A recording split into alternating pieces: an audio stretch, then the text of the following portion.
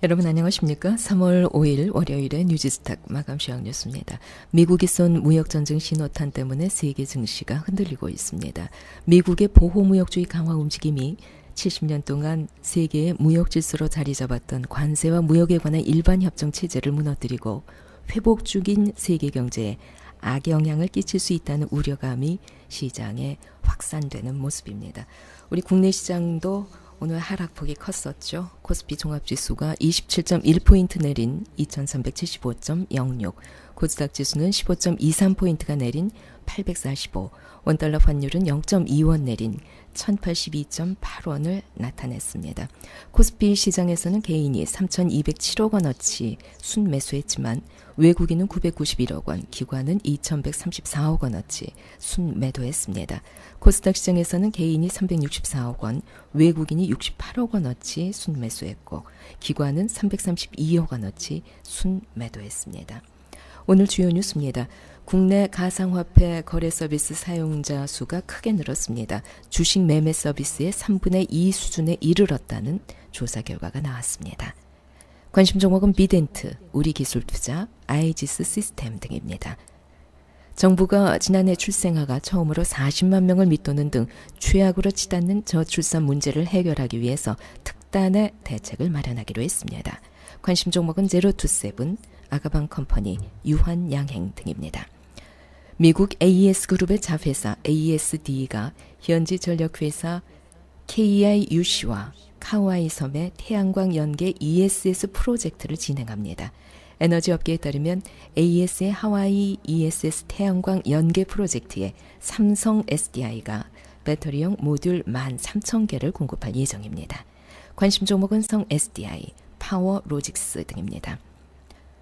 5일 특별사절단의 평양 파견으로 한반도 정세의 결정적인 한 주가 시작됐습니다. 북미 대화의 실마리를 찾을 수 있을지 이번 주 중 윤곽이 드러날 전망입니다. 특사단 방북 결정을 전후로 한 청와대 움직임은 속전속결에 가깝습니다.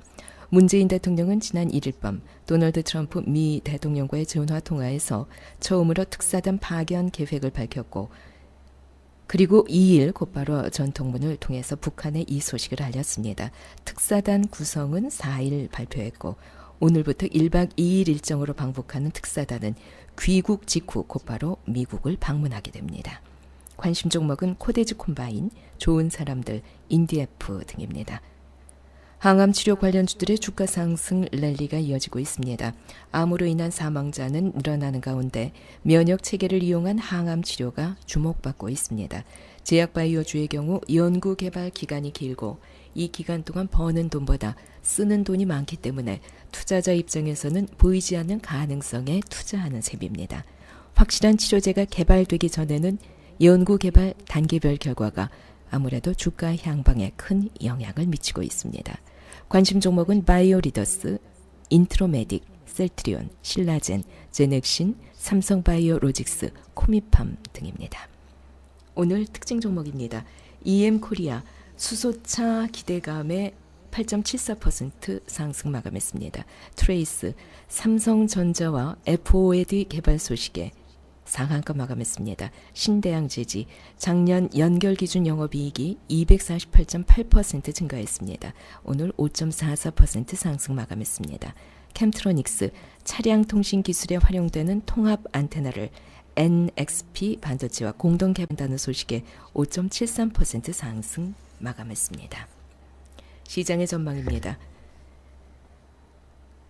미국 트럼프 대통령 정말 문제가 많은 사람이죠. 불통 독단의 캐릭터 그대로 드러내고 있습니다.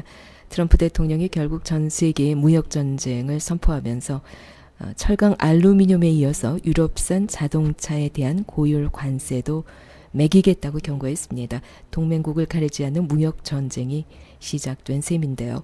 미국 내 경제학자들 비판뿐만 아니라 공화당 내에서도 반대 의견이 일고 있고 심지어 게리컨 백악관 국가경제위원회 위원장까지도 관세 조치에 반대하면서 사퇴 의사까지 밝혔을 정도이니까 트럼프의 이 불소통은 미국뿐만 아니라 전 세계 경제에 대한 우려감을 키우고 있습니다. 이로 인해서 그나마 자리를 잡아갈 듯했던 2월부터 시작된 조정장 기간이 조금 더 연장되지 않을까 상당히 걱정스럽습니다. 그런데 과거 사례를 보면은요, 1929년부터 33년 대공황 시기에 발표된 미국의 보호무역주의 정책이 글로벌 교역량을 63%나 감소시켰다는 것, 또 1971년 닉슨 대통령의 수입품에 대한 10% 과징금 부과로 인해서 2년 뒤인 1973년에 오일 쇼크가 벌어졌던 사례. 이런 과거의 사례를 본다면 트럼프의 즉흥적인 무역전쟁 발표가 여러 국가들을 자극할지라도 투자자들이 두려워하는 문제가 커지기까지는 일정 시간이 남아있고 아직까지는 미국 경제가 확장 국면에 있기 때문에 협상의 여지가 남아있다. 이런 점에 좀 희망을 가져봐야 되지 않을까 싶습니다. 조정장이 연장되더라도 심각하지 않은 수준에서 마무리되지 않을까 조심스럽게 이런 예상을 해보게 되고요. 우리 국내 주식시장 같은 경우에는 이번 주 북미 대화 물꼬트기가 과연 어떻게 진행되는지 끝까지 좀 보셔야 될 것 같습니다. 요즘 보니까 하락장에 베팅하는 공매도가 눈에 띄게 늘고 있던데요. 이 공매도의 하락 유도에 심리적으로 무너지지들 마시고 트럼프의 돌발적인 무역전쟁 선포 이면에는 어떠한 협상 전략이 내포되어 있는 것은 아닌가. 저는 이렇게 생각을 하고 있는데 이러한 점도 뭔가 뉴스가 나올 때까지는 좀 관심 깊게 지켜봐야 되지 않을까 싶습니다. 심리적인 판단보다는 이성적인 판단이 필요한 시점이 요즘이 아닌가 여겨집니다. 희망을 가지시고요. 내일 시장은 또 어떻게 전개될지 우리 함께 살펴보도록 하죠. 3월 5일 월요일에 뉴지스탁 마감 시황 뉴스였습니다.